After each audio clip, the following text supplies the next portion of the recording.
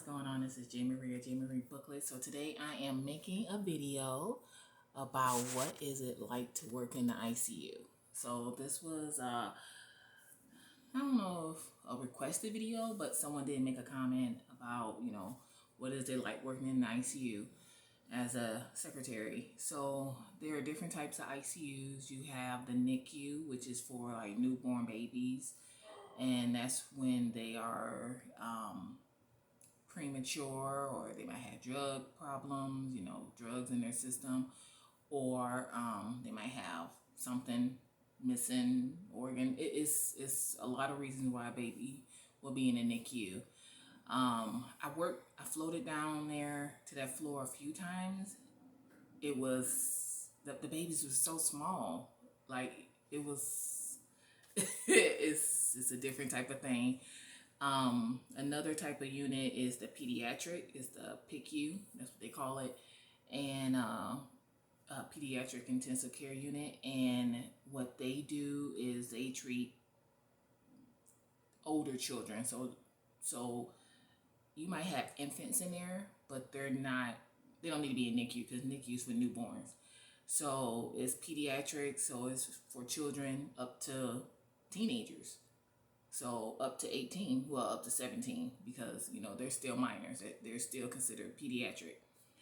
So you will see them down there. I never worked in on the pediatric. I never floated there. I've just floated to the pediatric floor, but never to the PICU. And then you have the ICU, which is every hospital has an ICU. And they may have, and that's intensive care unit, and that's for adults. And then they might have we call it like a PCU type unit, progressive care unit. And I think that's mainly for people, so you're in intensive care and then you might come out of intensive care. It's kind of like a step down, like you still need to be in ICU, but not intensive care. I think that's what that means. And then you might have special types of ICUs. So you might have a cardiovascular ICU, and that's for people who have heart attacks, because cardio is your heart. Heart attacks, open heart surgery, things like that. So there are different types of ICUs, but they mainly run the same depending on the unit. Depending on their specialty, but they usually all run the same. So that's why I got floated to the NICU, because I worked in ICU. And I would get floated because truth be told, once I went over to the ICU from the main floor, went over to the ICU, I always floated either to I will float to the NICU, or I will float to ICU. I will float there. Now, I did used to float to the other floor that made all the nurses cry. I float there too, but I probably float there most because they never had no staff. But I did float to their floor, and then I would always go to the ortho floor. I never went to their sister floor, which was like a surgery floor. So they would. So let's say you go into the hospital for whatever, and then they decide you need to have surgery. So they would be on that floor, and they would leave, go have surgery, and come back. And that was like the sister floor of ortho. I never worked on that floor once I went to the ICU. I always went to the ortho floor. I never went to the surgery floor. So ICU is just different. You see more patients who really need, a lot of care. So if you work on the main floor, you will have, like the med surg floor, you will have patients that can come and go. And I mean, not necessarily, you might have patients that, elderly, things like that. But for the most part, they can do for themselves. ICU is not really like that. Okay. In the main floor, they might be in a room with another person, semi-private, or they might, be private rooms. ICU is where I was. The rooms are private, but on the other the other ICU, those with a ICU was, those rooms were private. The other part, which I think is like the progressive, they weren't. And those were semi-private. But the rooms are usually private. Well, where I was, the rooms were private. And saw a lot of patients. Saw patients that had heart attacks. Saw patients that drowned. Patients needed organ donation. You see a lot of that. You see a lot of heart attacks. You see a lot of, John Doe, Jane Doe patients, found somewhere, drowned, like I said, just all kinds of stuff. We used to do a lot of, like intubating patients. So that's why when I would come in, I didn't see the crash cart. Who was going on? Because something's going on. They don't have to pull that crash cart, and somebody's more than likely intubated. So a lot of intubation. And intubation is kind of like induced coma. If you, I guess that's what it's kind of like. The person is out. So you put a tube down them, and that's what intubated means. Tube, and so it's kind of like an induced coma. So you see that a lot in ICU. And what else? You see a lot of patients. So like when a patient, and so we would do something.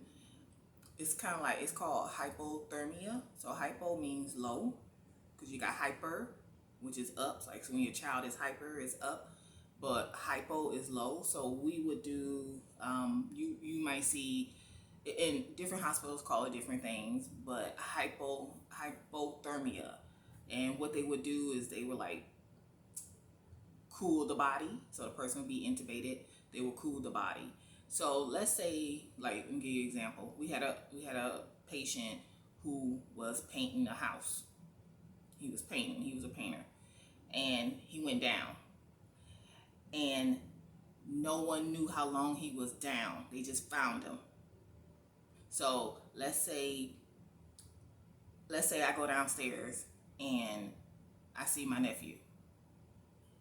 Okay, and then I come up here and I'm here for 30 minutes, and then I go back down and he's down.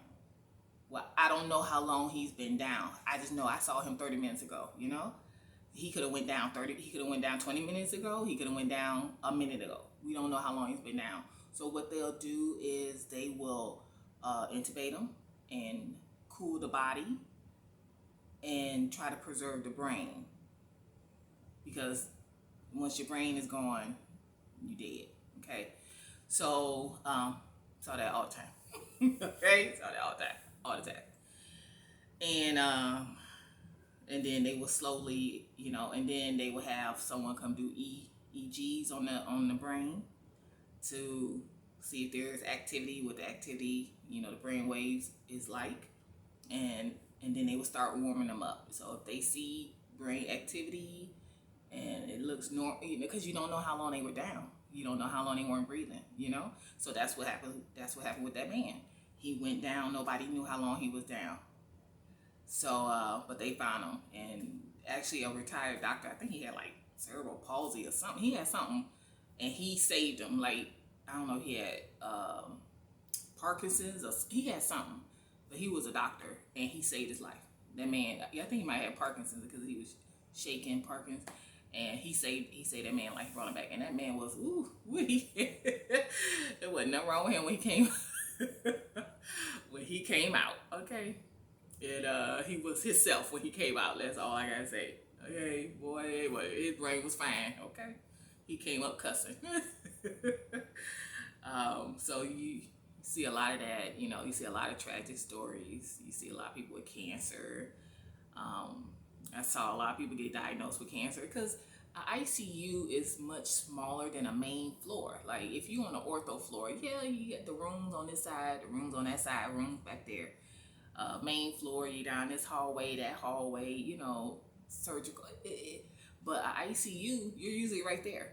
And there's really no privacy. There is no door in ICU.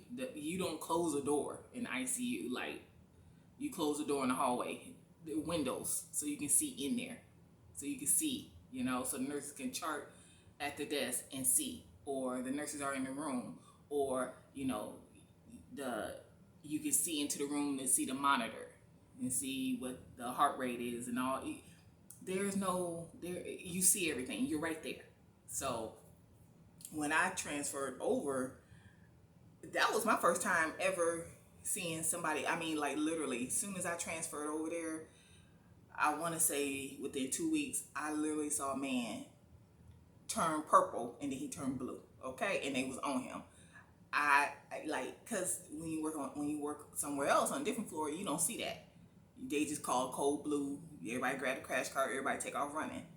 Your job is just to give them the chart, or maybe call, do the calls to the doctors and this and that. But when you in ICU, it's right there. Like, I literally saw that man. Like, he was up, he was talking, and he turned purple, and he was going down. Like, he was up talking, and that nurse was on him. She was on, because the nurse was in the room. She was in the room talking to him, and I was like, so you see a lot of that. Okay, that's where the codes. I mean, can it be a code in ICU? Of course, but they're there. They're watching to make sure it doesn't happen. So, and so it's ICU is different. They do the organ transplants. Golly, you probably have about 3 or 4 patients. We had young patients.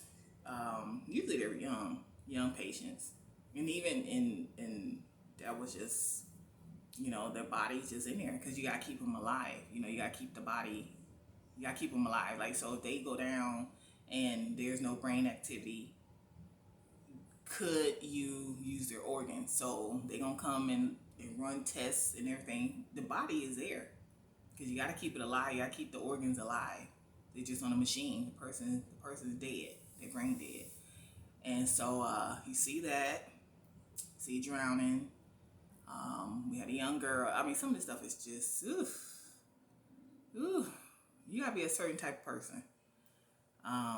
You gotta be a certain type of person, to do ICU. Everybody can't do ICU, and I think that's the reason why they always had a lot of problems getting secretaries. Nobody wants to go to the ICU. Like, nobody want to float to the ICU. So that's why when me and the other girl, when we were there and we were like a solid,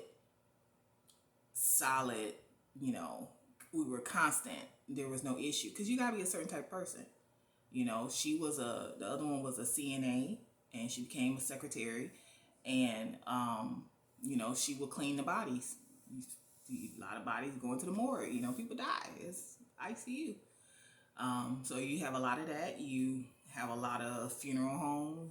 Patients dying, going down to the morgue or going to a funeral home. You see that a lot. Putting that call out.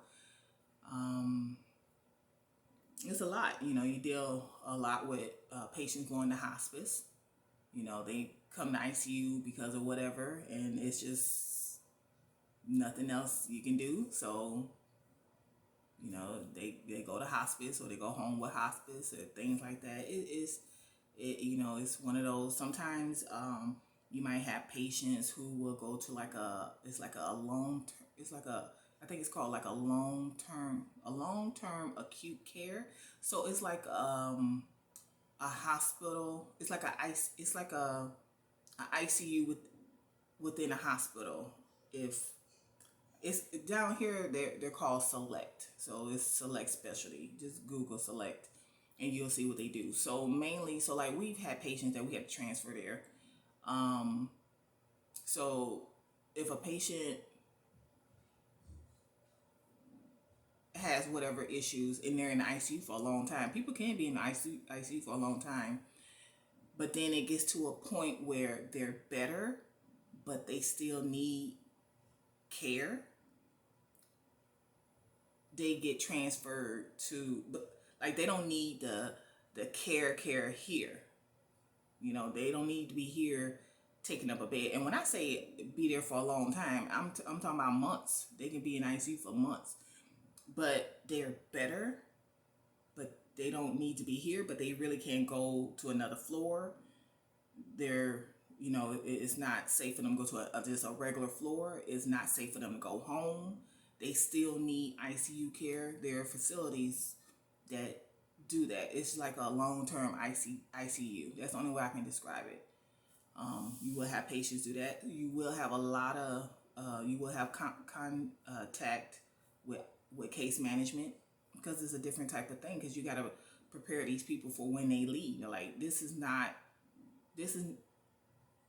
this person was in ICU for a long time. You got to work out stuff. They might need equipment when they go home, or, what's the home life like. It's a lot that go on, because eventually they will leave ICU. So you got to plan, unless they go, to the morgue or a funeral home.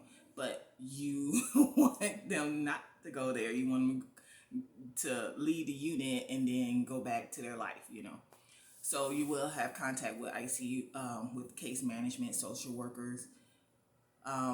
You will have hospice coming around.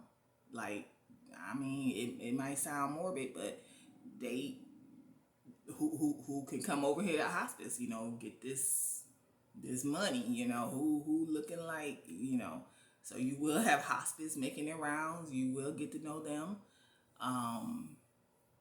You will have, well, usually with the long-term, like ICU, they call them, and then they'll come and, and talk to the nurses, talk to the family, because you will have that.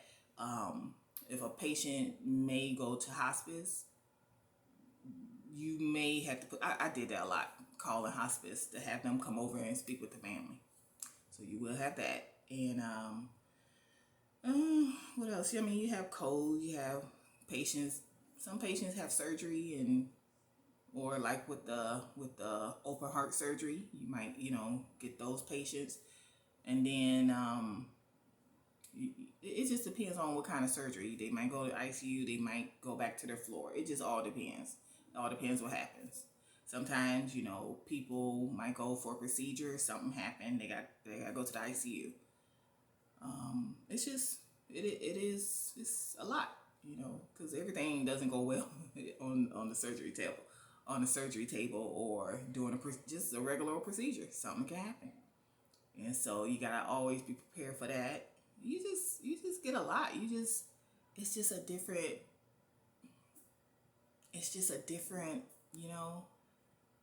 it is, you'll order, it's not like you ordering trays every day, you know what I'm saying? Because some people, they intubated, they can't eat. You might have to order, oh my God, what do you call that? It's the cans. Oh, I can't think of it. To go through the feeding tube. I can't think of the name of it. I can see them. So you might have to order that. That might be their diet.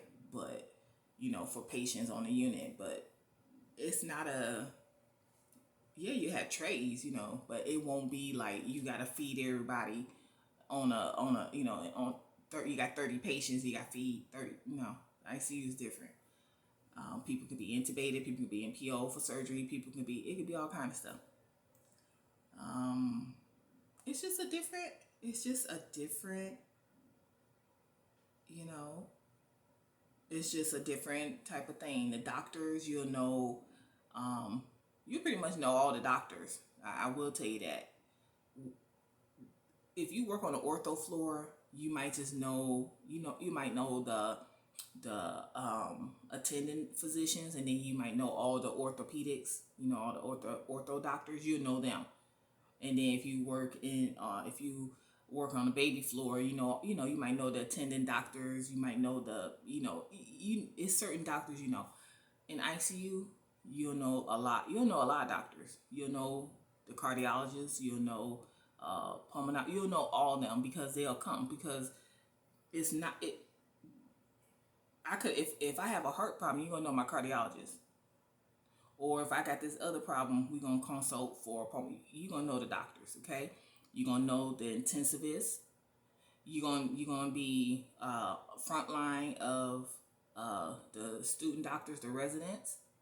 So if your hospital has like a residency or they have student doctors, you would know them because they're gonna, especially if they're with the intensivist, because the intensivist is who comes every time there's a code called. So anytime they call a code blue, the intensivist comes. So all the people that come running, and usually it could be the intensivist, and then it could be like whoever's a charge nurse in the ICU. So at the hospital, the main ICU, if you called a code over there, the intensivist will go, and then the main charge nurse will go because they got a box. they got a box with that stuff, okay?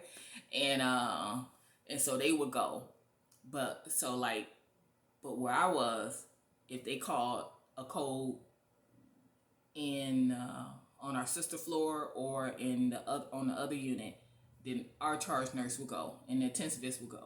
Will come over there. But you would get to know the intensivists. You would have their numbers. And I ain't talking about, because the intensivists usually have like a pager number, like a hospital number. But they don't never. We very seldom use that because you couldn't really get no signal. It depended on where the doctor was. And then you will also get to know, so we would call them on their cell phone. We knew their cell numbers. And so we would call them. And we would know who was the intensivist. We had a map, a calendar, like their schedule with what intensivist is day shift, what is night shift. And the intensivists usually did their days in a row. So you would have doctor, whoever, for like 5 days, 7 days, they will be on, doing the day shift. And then the night shift, the night intensivist will come in. So you would know the intensivist, you would know the attendant doctors, you would know the specialists, you would know, okay? Because it's just you get all kind of different patients. They come in there for all kind of issues. Like we had a patient that was in a car accident. They really shouldn't have been at our hospital. They should have been at the other hospital. But they brought them there. That lady had bones broken everywhere, and we could not. She needed to be at a trauma hospital because she had broken bones everywhere. And because the husband trying to turn in the Olive Garden, I think it was. He was trying to turn in the Olive Garden, and he was in this lane, and Olive Garden's on this side, and he thought he could beat the oncoming traffic, and that hit the passenger side, and his wife broken bones. I mean, her bones were broken. Well, nothing wrong with him, okay, but all her bones were broken. She should have went to the trauma hospital, but they brought her to our hospital. And so we were like, he tried to kill her. He tried to kill her. That's what it was. Trying to say he would get to the Olive Garden. He tried to kill her. So you would have those patients. You would have patients that do not need to be at your hospital. They need to be at another hospital. You would transfer them to another hospital. You would, like another local hospital.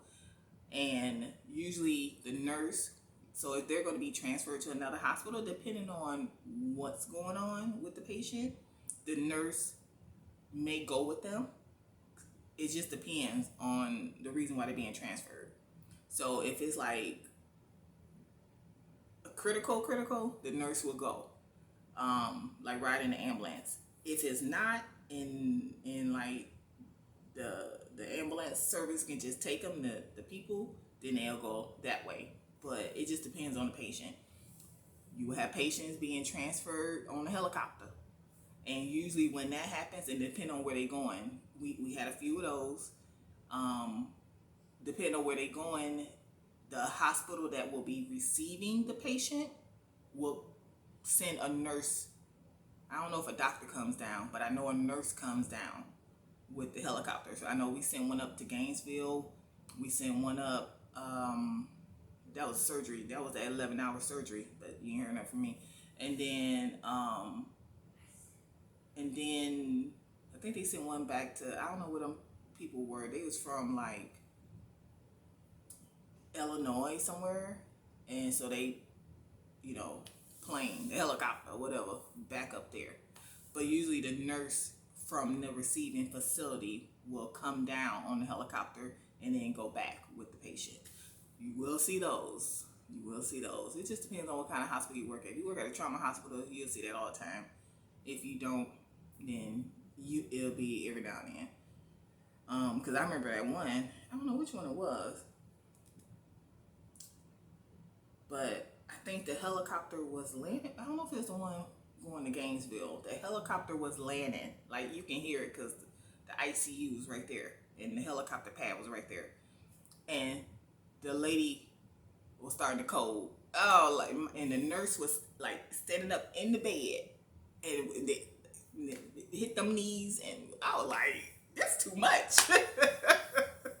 This is too much in here. I need 7 o'clock to come home, because this is too much." Okay, that paid. Whew.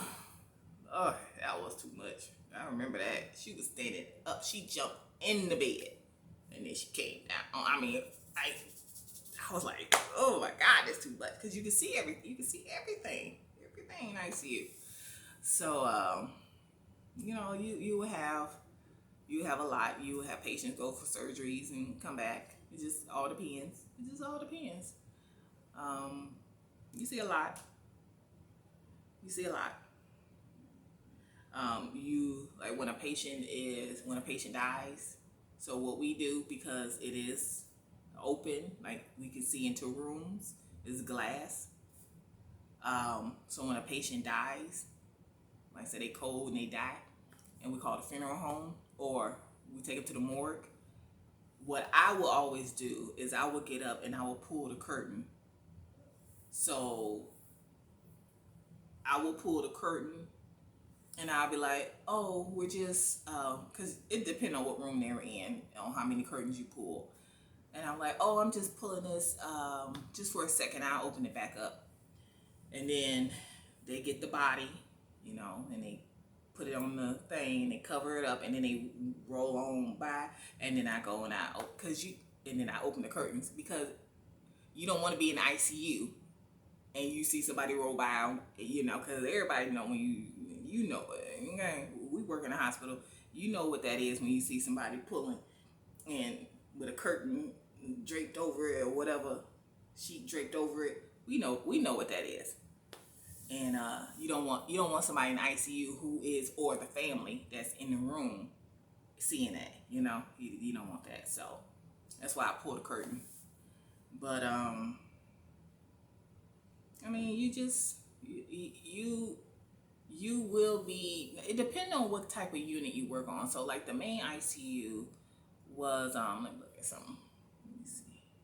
Okay. So the main ICU, the nurses did everything. The secretaries, I mean, I don't even know what we was there for. Like when I would float over there, I don't even know, because the nurses did everything. I mean, I literally answered the phone, and I didn't even answer all the phones, because the ICU had their own line and the nurses answered, and then I guess the PCU had their own line, SIU, whoever that unit was. And I was like, do you want me to forward the call so I get all? No. They were like, no. I'm like, okay. So I just answered the phones that were on this line and didn't answer the phones that were on that line. It was just the weirdest thing. But they were used to that because that's how they worked. Whereas, so I was like, I don't even know why they needed a secretary. Like, I mean, they had secretaries, but they had them because I just remember one. I don't know who the other ones were, but I know they had secretaries. And then, but our unit, we answered the phones. We would go in if the call light went on, we would go in the room, see what they needed, see what the patients needed. That literally was what we did. Because the call light wasn't even near us, it was near the charge nurse. Because there were times they didn't have secretaries. So when the call light did go off, we would just go in there and see what they needed and turn the call light off. So instead of us answering, would you okay, I'll send your nurse in, and then no, we would just go in there, see what they need, maybe we can help them, and then turn the light off and come on out and tell, because ain't nobody trying to hear all that noise, So because it's gonna keep dinging to somebody going there and turn that light off.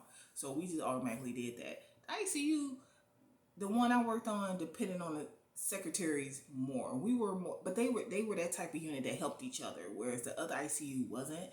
And when those nurses would flow over to our unit, some liked it because, oh my God, you all help each other. Whereas their unit, they didn't really do all that. But some didn't like that. Some didn't like helping. They used to doing everything their own and being on their own. And so it just depends on what type of unit you work on. I worked on a unit where the nurses helped each other. The nurses helped each other. Everybody helped each other. And that's why it was a nice unit. Okay. They didn't, people didn't like them because they said they were like prima donnas and princesses. They did. They did like that. I ain't gonna lie. But it was a good unit. It was nice and clean. It was just because we took pride in that unit. We represented. So, that's what it's like working in ICU. You're gonna see a lot of stuff. You're gonna see a lot of stuff make you sad. If you used to a main floor with all the craziness and the cold strongs, and that's like when the patient's fighting and all this, and nurses all, and the family this and all that, then but ICU is just a different beast. I personally like the ICU because it kind of bothers me when patients, you're in the hospital and you just like in here playing. Like that is so to me. Like you say you this and that and you got these health problems and you just playing. Whereas in the ICU, these people ain't playing. You know what I'm saying? They ain't playing. They for real intubated. So I like that because then the family is more appreciative, and you get a lot of snacks. They feed you. They take care of you. And it's just a different, environment than working on the main floor. So that's all I got for you. Y'all, this is J. Marie at J. Marie Booklets. And I'll talk to you later. Bye.